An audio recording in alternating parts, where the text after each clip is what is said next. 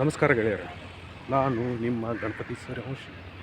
ನಾನು ಇವತ್ತು ನಿಮಗೆ ತೋರಿಸಲಿಕ್ಕೆ ಹೋಗ್ತಿರೋದು ಮಹಾಲಸ ನಾರಾಯಣಿ ದೇವಸ್ಥಾನ. ಇದು ಇರೋದು ಗೋವಾದ ಯರ್ನಾ ಎಂಬ ಒಂದು ಸ್ಥಳದಲ್ಲಿ. ಇದನ್ನು ಪ್ರಾಚೀನ ಕಾಲದಲ್ಲಿ ವರುಣಾಪುರ ಎಂದು ಕರೆಯಲ್ಪಡುತ್ತಿತ್ತು. ಈ ದೇವಸ್ಥಾನವು ಪೋರ್ಚುಗೀಸರ ಆಳ್ವಿಕೆಯಲ್ಲಿ, ಅಂದರೆ 16ನೇ ಶತಮಾನದಲ್ಲಿ ಇದು ಧ್ವಂಸವಾಗಿ ಪುನರ್ನಿರ್ಮಾಣಿಸಲ್ಪಟ್ಟಂತಹ ಒಂದು ಅತ್ಯುತ್ತಮ ದೇವಸ್ಥಾನವಾಗಿದ್ದು, ಅದನ್ನು ನಾನು ಇವತ್ತು ಎಕ್ಸ್ಪ್ಲೋರ್ ಮಾಡಲಿಕ್ಕೆ ನಿಮ್ಮನ್ನು ಕರ್ಕೊಂಡಿದ್ದೀನಿ. ಇನ್ನೇನು ಸ್ವಲ್ಪ ಅಂತರದಲ್ಲಿ ನಾನಿದ್ದೀನಿ. ಇವಾಗ ಅದನ್ನು ನೋಡಿ ಕಂಡು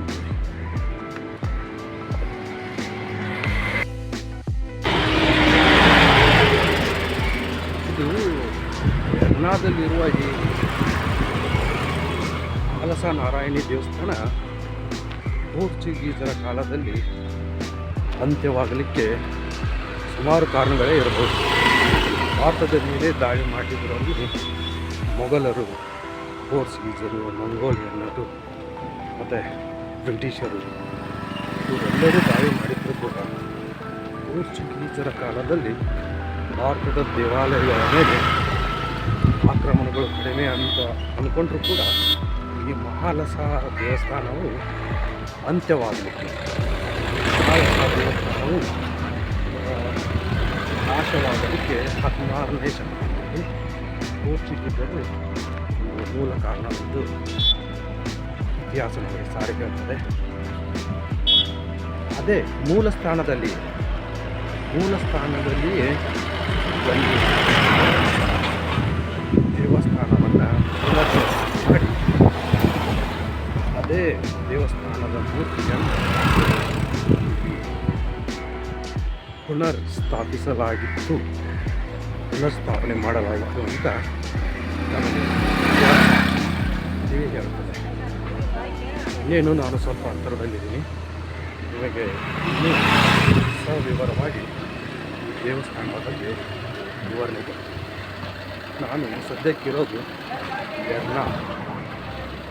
ಯರ್ನಾ ಅನ್ನೋ ಈ ಪ್ರದೇಶ ಮಡ್ಗಾಂವದಿಂದ ಸುಮಾರು 10 ಕಿಲೋಮೀಟರ್ಗಳಿದೆ.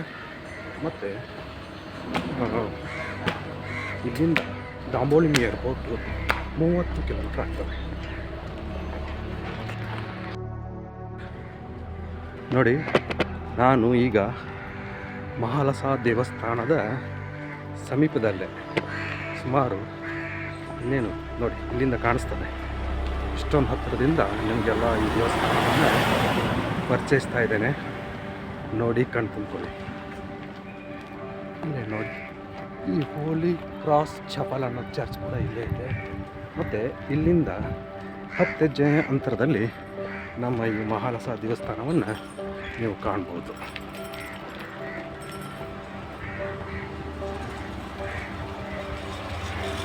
ಮೂಲ ಒಂದು ದೇವಸ್ಥಾನದ ಅಡಿಯಲ್ಲಿ ಮತ್ತೆ ಭದ್ರ ಬುನಾದಿ ಹಾಕಿ ಕಟ್ಟಲ್ಪಟ್ಟಂತಹ ಒಂದು ಭವ್ಯವಾದ ಮಂದಿರ ಇದಾಗಿದೆ. ನೋಡಿ, ಗೋವಾದಲ್ಲಿರುವ ಅತ್ಯಂತ ದೊಡ್ಡ ದೇವಸ್ಥಾನಗಳಲ್ಲಿ ಇದು ಕೂಡ ಒಂದು ಅಂತ ಹೇಳಲಿಕ್ಕೆ ಹರ್ಷ ಆಗ್ತದೆ.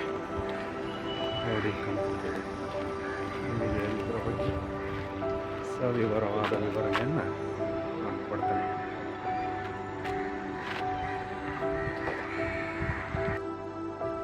ಇಲ್ಲಿದೆ ನೋಡಿ, ಇದು ಒಂದು ಮೂಲ ದೇವಸ್ಥಾನ. ಇದು ಯಾವಾಗ ಪೋರ್ಚುಗೀಸರು ಮಹಾಲಸ ನಾರಾಯಣಿ ದೇವಸ್ಥಾನದ ಮೇಲೆ ದಾಳಿ ಮಾಡಿದಾಗ ತೆಗೆದಂಥ ಒಂದು ಮೂಲ ಒಂದು ದೇವಸ್ಥಾನ ಇದಾಗಿದ್ದು, ಇದರ ಸುತ್ತಮುತ್ತ ಬೃಹದಾಕಾರದ ಕೆರೆ ಆಗಿನ ಸಮಯದಲ್ಲಿ ನಿರ್ಮಾಣವಾಗಿತ್ತು ಅಂತ ಹೇಳಲಿಕ್ಕೆ ಈಗಲೂ ಕೂಡ ಅಸ್ತಿತ್ವದಲ್ಲಿರುವ ಈ ಕೆರೆ ನೋಡಿ, ದೊಡ್ಡದಾದ ಕೆರೆ. ಆದರೆ ಸದ್ಯಕ್ಕೆ ನೀರು ಸ್ವಲ್ಪನೇ ಇದೆ.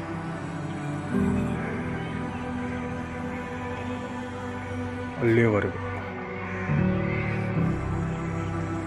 ಅಲ್ಲಿಯವರೆಗೂ ಇದು ದೇವಸ್ಥಾನ ವಿಸ್ತರಣೆಯಾಗಿ ಇಲ್ಲೇ ಸ್ಕೂಲು ಕಾಲೇಜು ಎಲ್ಲ ನಡೀತವೆ.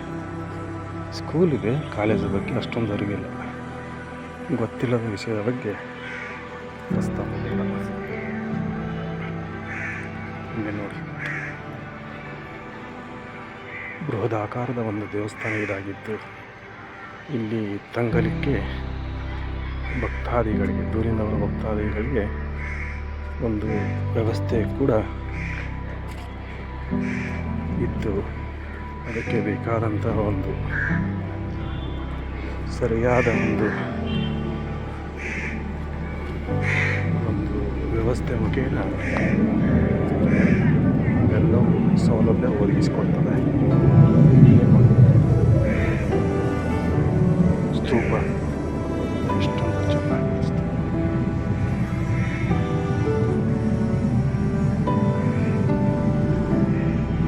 ಹೊರಗಿಂದ ಭಕ್ತಾದಿಗಳು ಭಕ್ತಾದಿಗಳಿಗೆ ರಸ್ತೆ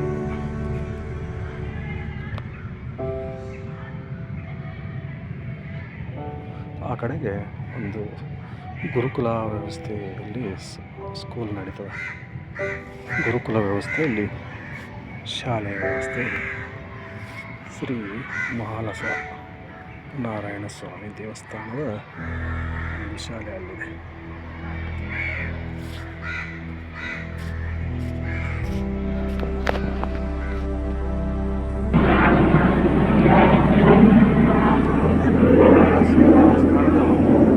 ಮೂಲ ಮಂದಿರದ ಒಳಗೆ ಬೇರೆಯವರು ಭಕ್ತಾದಿಗಳು ತಮ್ಮ ಕ್ಯಾಮ್ರಾಗಳನ್ನು, ಮೊಬೈಲ್ಗಳನ್ನು ವಿಡಿಯೋ ಶೂಟ್ ಮಾಡೋದನ್ನು ನಿಷೇಧಿಸೋದು. ಹೊರಗಡೆಗೆ ನಾವು ಫೋಟೋ ಚಿತ್ರಗಳನ್ನು ಮತ್ತು ವಿಡಿಯೋಗಳನ್ನು ನಾವು ಮಾಡಬಹುದು. ಆದರೆ ಯಾವುದೇ ಕಾರಣಕ್ಕೂ ಒಳಗಡೆ, ಮಂದಿರದ ಒಳಗಡೆಗೆ ನಮಗೆ ಒಂದು ಪರ್ಮಿಷನ್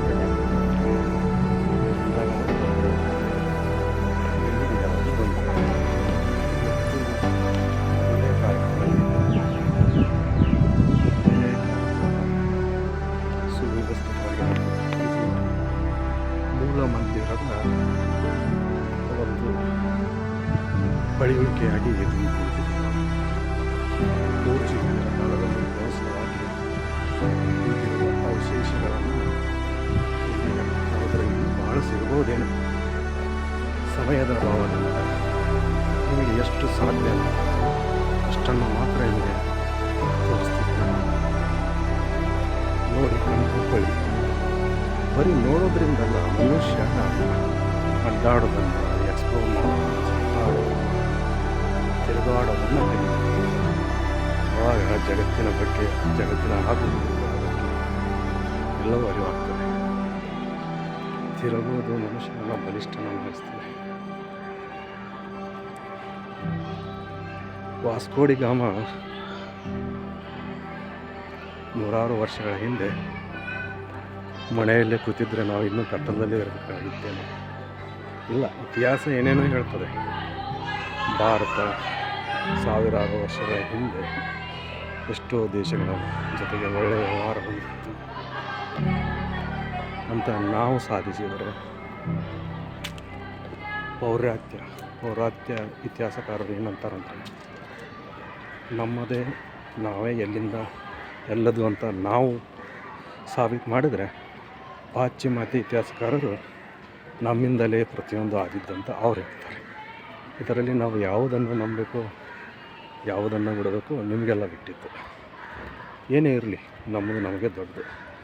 ಈ ಪ್ರಾಚೀನವಾದಂಥ ಕಟ್ಟಡಗಳನ್ನು ಖುದ್ದಾಗಿ ಹೋಗಿ ನೋಡಿ ಅದರ ಬಗ್ಗೆ ವಿಷಯ ಸಂಗ್ರಹ ಮಾಡಿ ತಿಳ್ಕೊಂಡಾಗ ನಾವು ಅನಿಸೋದು ನಾವು ದೊಡ್ಡವರು.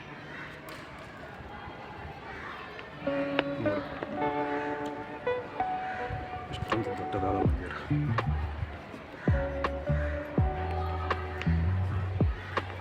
ಈ ಮಂದಿರದ ಒಳಗಡೆಗೆ ಒಂದು ಶಾಲೆ ಇದ್ದು, ದೊಡ್ಡದಾದ ಶಾಲಾ ಕಟ್ಟಡ. ಹೀಗೆ ಇದನ್ನು ಮಕ್ಕಳ ಶಾಲೆಯನ್ನು ಪರಿವರ್ತಿಸಲಾಗಿದೆ. ಇದು ಒಂದು ಗುರುಕುಲ ವ್ಯವಸ್ಥೆಯಲ್ಲಿದ್ದು ಇದೇ ಮಾನಸ ನಾರಾಯಣಿ ವಿದ್ಯಾಲಯ ಅಂತ ಇದರಲ್ಲೇ ಇದೊಂದು ಸ್ಕೂಲ್ ಕೂಡ ಮತ್ತು ಅದರ ಜೊತೆಗೆ ಮಂದಿರದ ಭವ್ಯವಾದ ಒಂದು ಕಟ್ಟಡ ಕೂಡ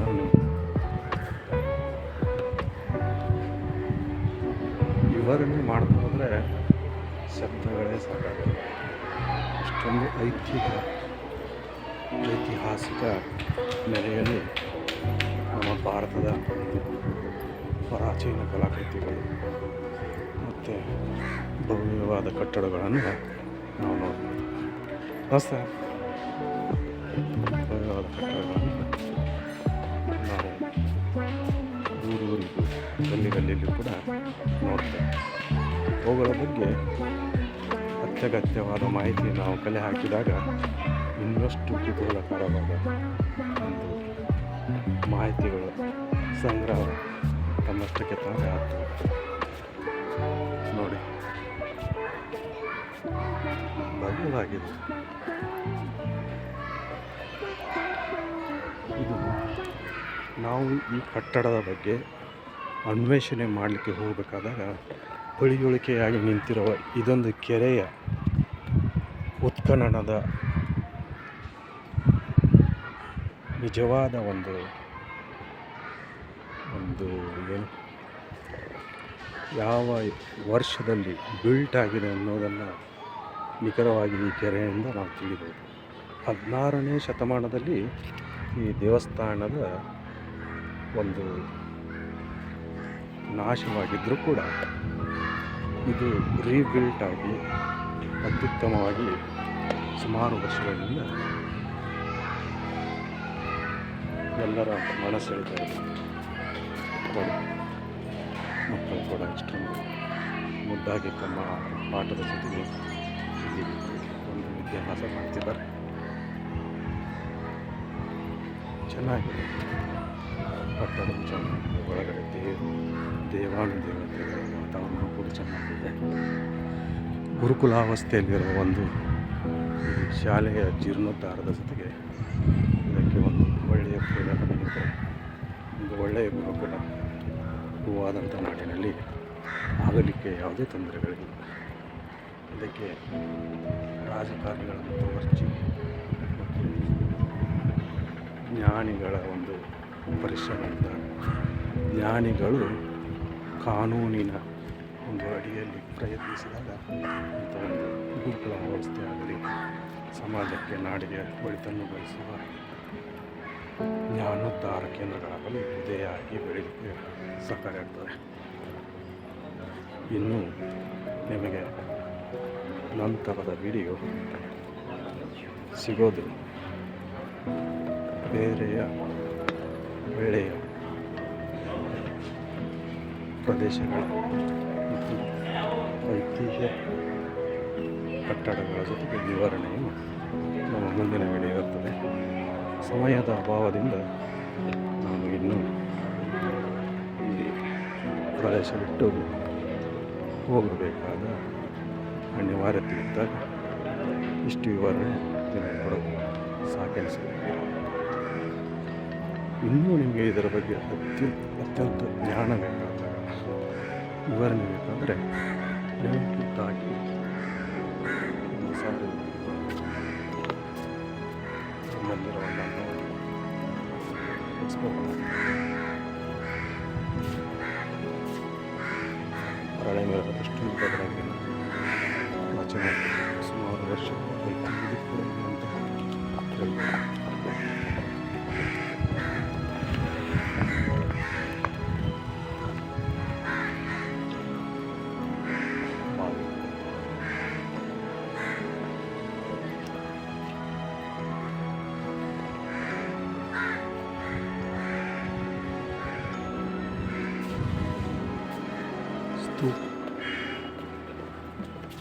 ಆಗಿನ ಕಾಲದಲ್ಲಿ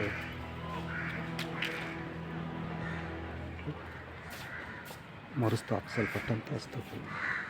ಸರ್ ಬರೋಣ. ಜೈ ಮಹಾಲಸ ನಾರಾಯಣಿ ಅನ್ನುತ್ತಾ ಈ ವಿಡಿಯೋಗೆ ಜೈ ನಾರಾಯಣಿ.